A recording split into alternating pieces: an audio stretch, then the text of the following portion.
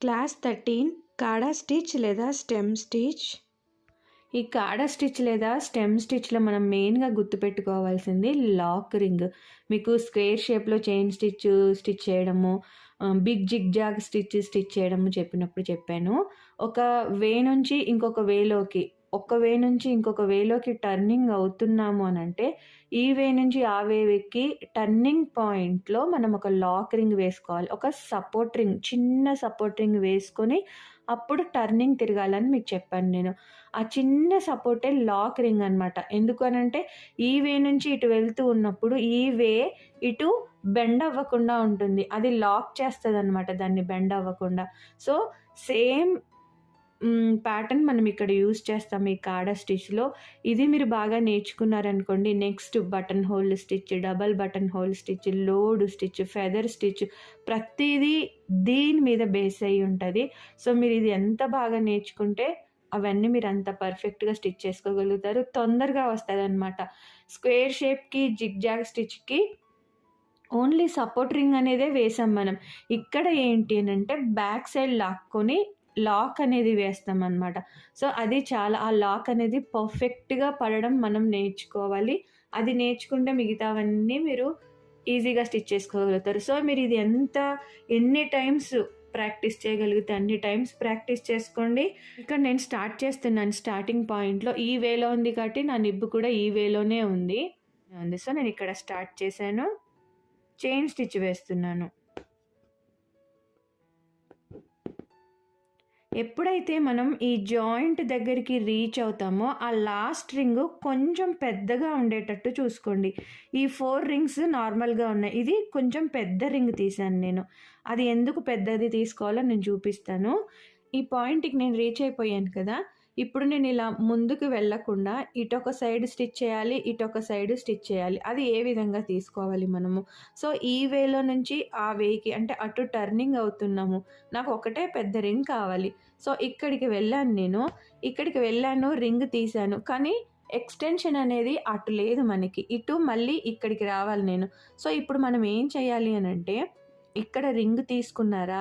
ఈ రింగ్ తీసుకొని ఇలా వెనకాలకి లాగాలి. ఈ వెనకాలకి లాగేటప్పుడు మీ లెఫ్ట్ హ్యాండ్‌లో ఉన్న థ్రెడ్‌ని కొంచెం టైట్‌గా పట్టుకోండి. మరీ టైట్‌గా కాదు. అంటే మనం మీడియం సైజ్ అంటే లూజ్‌గా వదలొద్దు, టైట్‌గా పట్టుకోవద్దు. మీడియం రేంజ్‌లో మీరు పట్టుకోండి అని చెప్పాను కదా! ఇప్పుడు ఇంకా కొంచెం టైట్ చేయండి.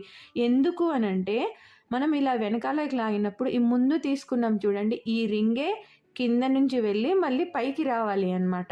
సో, మీరు ఫ్రీగా వదిలేసారనుకోండి లూజ్‌గా వస్తుంది లాక్ రింగ్ అనేది. సో, ఎప్పుడైతే మీరు ఈ విధంగా బ్యాక్ సైడ్ రింగ్ లాగుతూ ఉంటారో అప్పుడు మీ లెఫ్ట్ హ్యాండ్‌లో ఉన్న థ్రెడ్‌ని కొంచెం టైట్ చేయండి.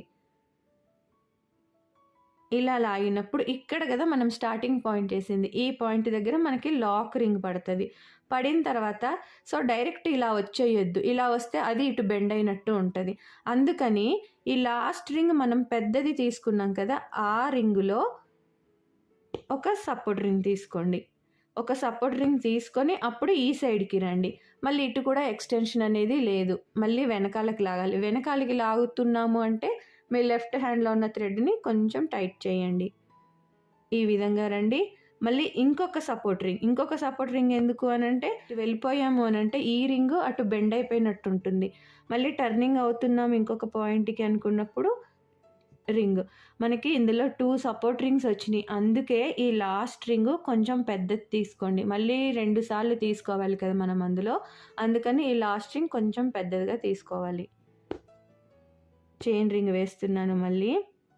నార్మల్ మీడియం సైజ్‌యి వేసేసి ఎప్పుడైతే ఈ జాయింట్ దగ్గరికొస్తామో అక్కడ కొంచెం పెద్ద రింగ్ తీసుకోవాలి. ఇప్పుడు ఇటు వెళ్ళాను.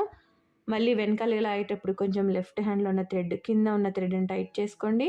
వెనకాలకి లాగండి. లాగినప్పుడు మీకు ఇక్కడ లాక్ పడుతది.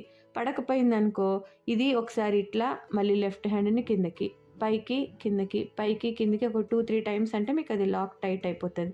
ఇప్పుడు మళ్ళీ ఒక సపోర్ట్ రింగ్ లెఫ్ట్‌కి రండి. మళ్ళీ వెనకాలకి లాగడం. మళ్ళీ సపోర్ట్ రింగ్. ఇప్పుడు మళ్ళీ ఇటు ముందుకి. సో, ఈ లాస్ట్ రింగ్ కొంచెం పెద్దది తీసాను. రైట్కి వెళ్ళాను. బ్యాక్ లాగేటప్పుడు కింద లెఫ్ట్ హ్యాండ్లో ఉన్న థ్రెడ్ని టైట్ చేయండి, వెనకాలకు లాగండి. ఇక్కడ లాక్ కరెక్ట్గా పడాలి. ఇప్పుడు ఇందులో సపోర్ట్ రింగ్, మళ్ళీ లెఫ్ట్కి వెనకాలకు లాగండి, లెఫ్ట్ హ్యాండ్ థ్రెడ్ టైట్ చేసుకోండి. రావట్లేదు టైట్నెస్ అంటే ఈ విధంగా అనండి. ఇప్పుడు ఇందులో మళ్ళీ సపోర్ట్ రింగ్. సో ఇది మనం నెక్ చుట్టూ సింపుల్గా నెక్ డిజైన్స్ ప్రిఫర్ చేసే వాళ్ళు వేసుకోవచ్చు. చివర్లు చెమ్కి అయినా యూస్ చేసుకోవచ్చు, లేదు బీడ్స్ అయినా యూస్ చేసుకోవచ్చు, లేదు ఇందులో ఒక్కొక్క చైన్ రింగ్లో ఒక్కొక్క బీడ్ అయినా దింపుకోవచ్చు. అది మన డిజైన్ బట్టి మనం డిఫరెంట్గా యూస్ చేసుకోవచ్చు. ఆ డిజైన్స్ వేసుకోవచ్చు. And button hole stitch, load stitch, feather stitch, వీటన్నిటికీ ఇది బేసిక్ స్టిచ్ అనమాట. సో మీరు ఇది ఎంత ప్రాక్టీస్ చేయగలిగితే అంత ప్రాక్టీస్ చేయండి. ఇది వస్తే మిగతావి మీకు ఈజీగా వస్తాయి. సో ఈ విధంగా మనకి కాడ స్టిచ్ లేదా స్టెమ్ స్టిచ్ అనేది వస్తుంది.